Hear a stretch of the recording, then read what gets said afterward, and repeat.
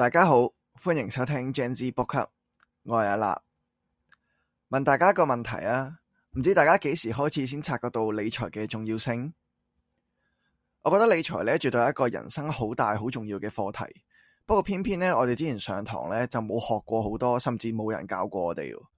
冇人會教你點做資產分配，冇人會教你點樣對抗通脹，更加冇人會教你點樣投資增值。相信有好多人同我一樣，中意賺錢或者揾錢呢，其實唔一定係為咗過啲咩奢華嘅生活，可能只係為咗令自己嘅生活有多一啲選擇。但係當你以為有足夠嘅金錢就已經可以解決到人生好多煩惱嘅時候，咁我呢本書就要同你講，其實你唔只要擁有金錢，要擁有財富先係真正嘅關鍵。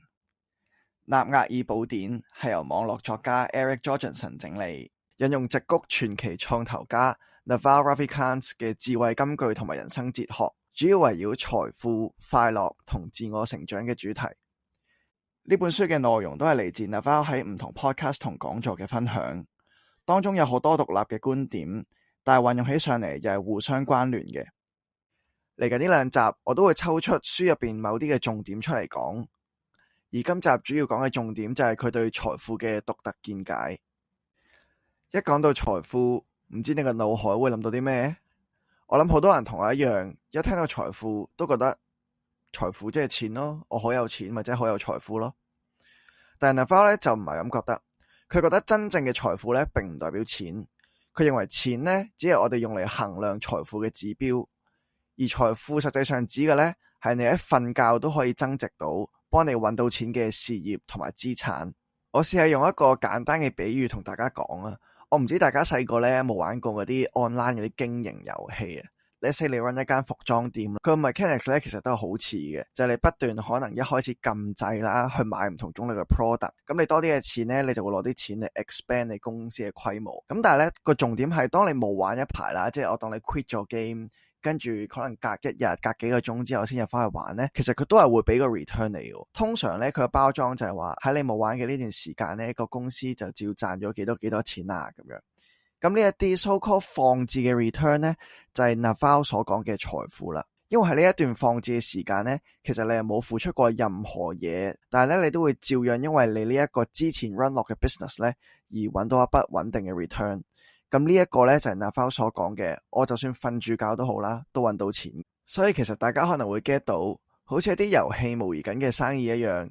Naval 認為創造財富嘅一大途徑就係要做公司嘅老闆或者股東。Naval 認為我哋追求真正嘅財富，其實係要擁有公司嘅股權做努力嘅目標，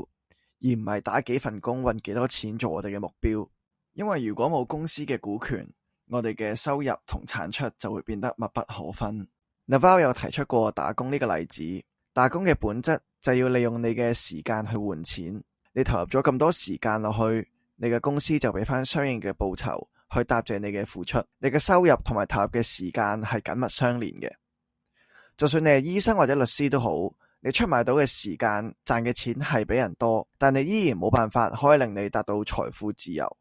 如果嗰個醫生病咗，令到佢返唔到工，其實佢一樣唔可以能夠產生到一個穩定嘅收入返嚟。唯獨係要當你瞓覺嘅時候都揾到啲幫你賺到錢嘅資產，你先可以真正地唔再為錢而煩惱。所以 Naval 認為打一世工係好難可以致富嘅。咁而好似 Naval 咁講到要攞公司嘅股權，究竟有咩方法呢？佢就認為我哋可以透過兩種方式。第一種就係大家都認識嘅買股票，就係做一啲公司嘅小股東啦，咁即係投資。第二款呢，就係我哋自己創業去做自己嘅股東。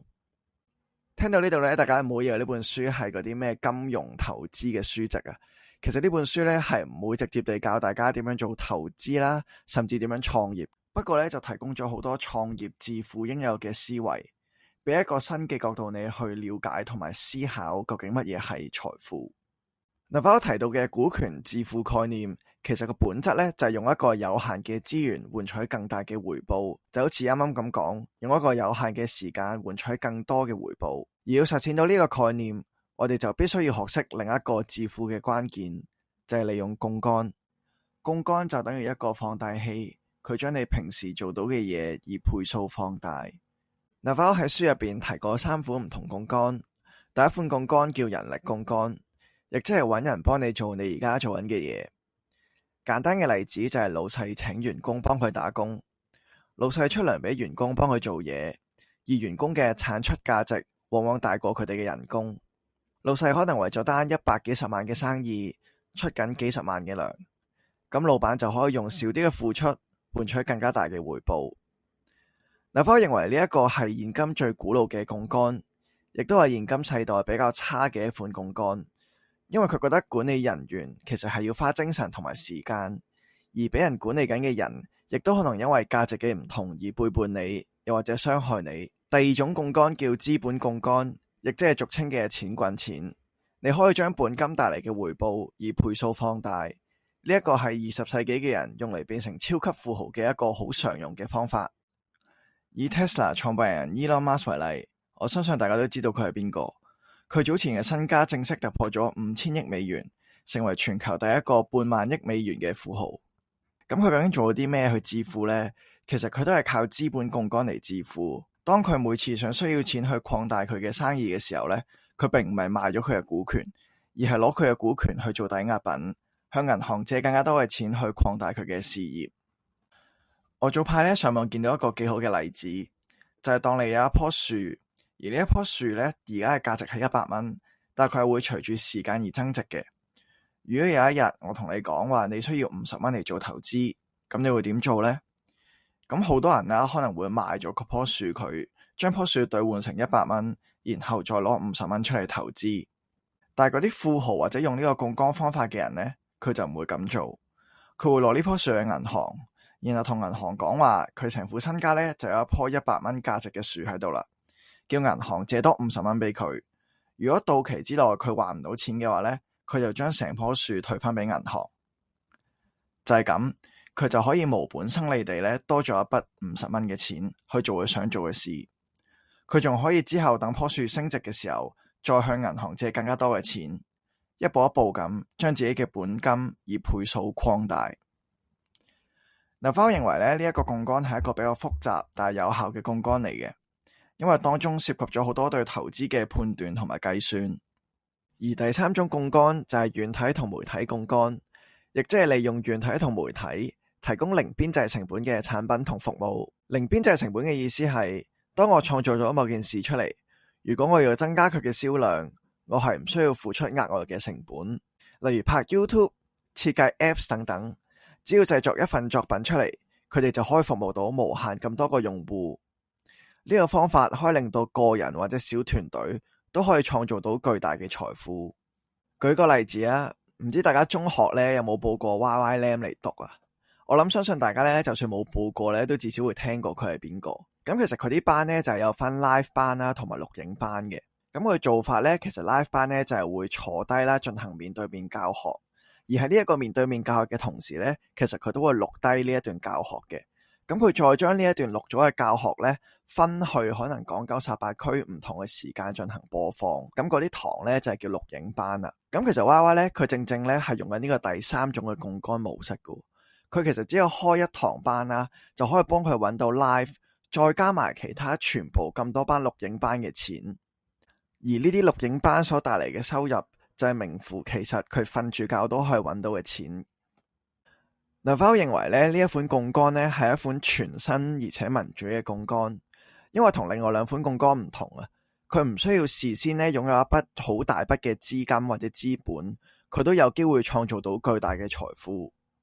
我都認為軟體同媒體槓桿係我哋呢一代人最容易掌握同埋運用，就好似呢個 podcast 為例，佢都係我其中一個零邊際成本槓桿嘅實驗。我錄一次音，佢就會一直留喺呢個媒體上面，服務到無限咁多個觀眾。如果好彩地有好多觀眾收聽嘅話，我仲可能會因為咁而獲取額外嘅收入同埋聲望。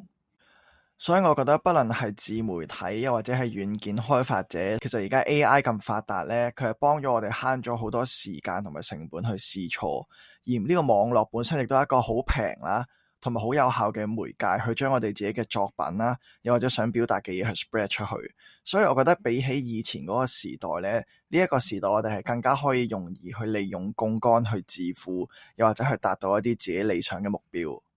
今集嘅分享就差唔多啦，下一集我會深入探討 Naval 喺書入邊提到另一個核心概念，就係要將我哋自己商品化。如果你都有創業嘅諗法，又唔知點樣將自己嘅能力變成商品，就記住要留意下一集啦。多謝你收聽 Gen Z Book Club。